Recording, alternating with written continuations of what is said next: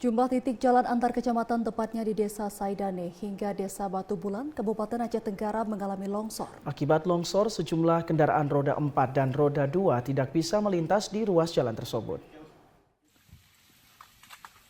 Sejumlah titik jalan antar kecamatan tepatnya di Desa Saidane dan Desa Batu Bulan yang menghubungkan Kecamatan Lawi Alas menuju Kecamatan Darul Hasanah serta menuju Kota Cane, Kecamatan Babu Salam mengalami longsor yang mengakibatkan kendaraan roda 2 dan 4 tidak bisa melintas.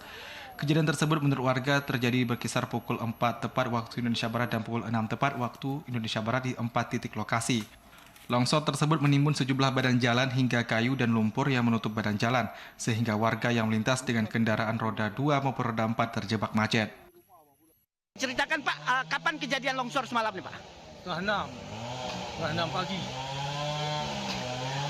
Ini berapa titik longsor di sini Pak? Dari Lewis Sikap sampai kemari kira ada 4 titik itu. Saat ini apakah bisa warga melintas untuk daerah sini Pak? Belum bisa Pak.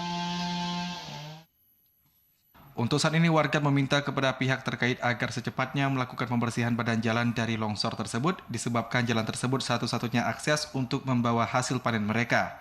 Dari Aceh Tenggara, Abdul Aziz TV Aceh melaporkan.